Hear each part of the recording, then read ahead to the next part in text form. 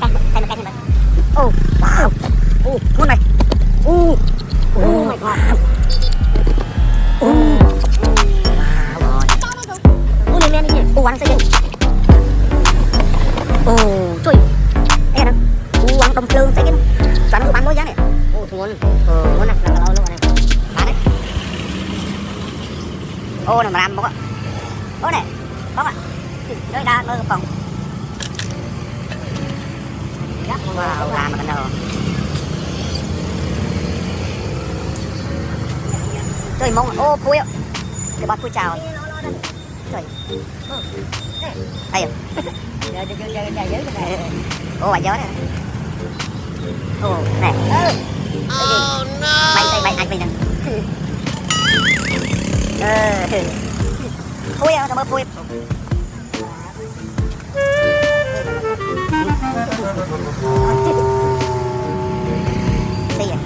Cái cá này lo rồi. Lo là cái lo này. Nghe chơi tí nữa nè. Đó mình mới xây mà đâu đây mà nè. Rồi mình cái lục bàn rồi. Rồi à. Đó bé.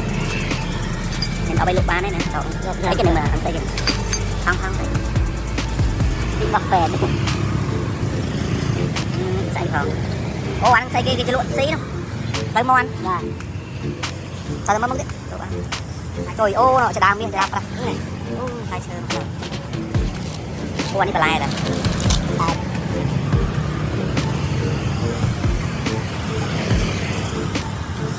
Nó làm thành nơi bằng kia.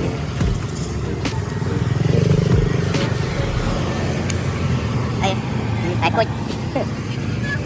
Bây giờ này, tôi xong. Tôi xong bắt đầu. Rồi đây, bỏ chảo.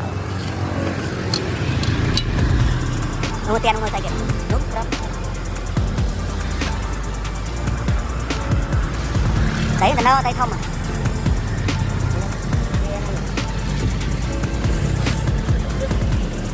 Bật xầy.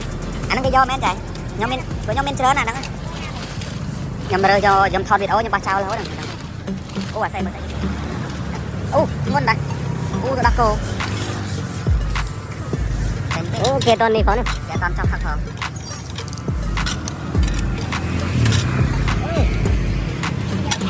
Này. Đây.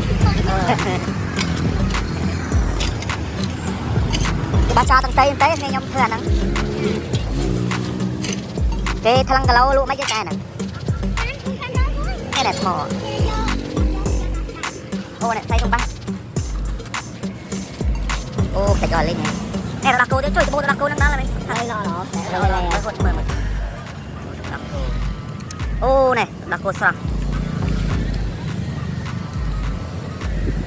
Quân lệ mới bị con play mùi này. Rồi dạ, mặt đặc cô nó phật. Sai đây, clip đấy. Rồi, mặt mãi kìa. Này mà là chiên này. Này, thay một cái thêm rồi. Wow. Cả cái đó. Wow.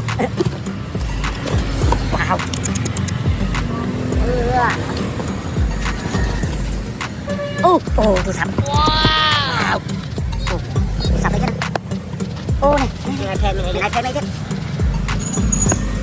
Thôi rồi. Khẩu thẻ cái lúc bán đôi chai nữa. Bán đôi chai. Ở bên đây, nghe này thôi.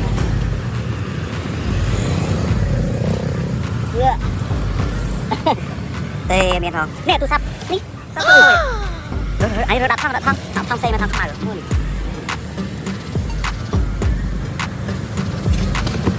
Rồi dạo. Này anh thấy. Đặt thăng xe. Trời. Mấy thăng tay kể không này. Nè.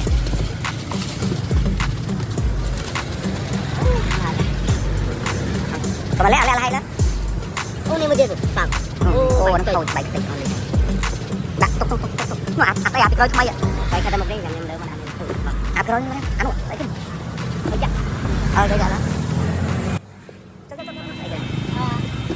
Wow. Ngon này. Tôi ăn sẽ kìa. Oh my god. Bang gitu. Ada suara? No. Ini lihat ah. Mama. Đừng làm chút mệt mệt này. Sợ ập đập buồn vui. Wow. Ôi dạ. Bạn đi về. Anh thôn, bang mời.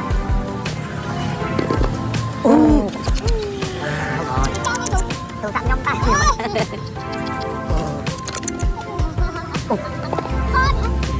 Bạn sẽ đúng không? Chân men. Wow. Mang đi. Trời ơi. Thôi, ôi tranh đập. Anh có đập không? Trời ơi, anh có đập không? Mơ. Đặt thằng. Anh đi mà đang bỏ nó. Được rồi, đặt thì mời anh.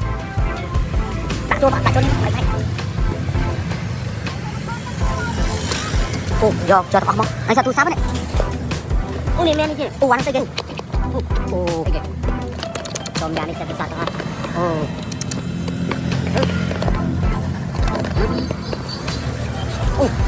Samsung. Thôi ra.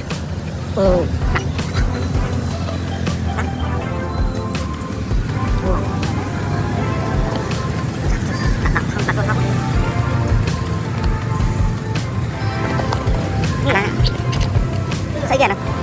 Trời. Đây nè. Uang đồng lương thấy cái bạn nó bán mỗi giá này. Muốn là lâu luôn. Ôi giời. Uang đặt cho bạn đặt tay chứ. Bạn cho bạn tay bạn nhớ muốn này. Đặt tay. Để tú này chọn không. Mời vào lại. Đây vào lại. Chai này.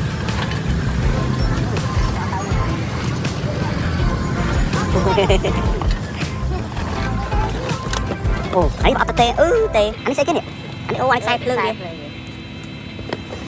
anh sắp anh bảo tê này miên thường sắp bảo đặt bút này anh miên này tê mực trong cơ mình thay kì bọc lại lưng rồi anh sẽ cái này anh miên thường tê này tê đó do tao nó đặt tay nó tôi sắp bạn nhâm cho bên đây cả anh mình thu 30 tiền bạn nhâm cho bên đây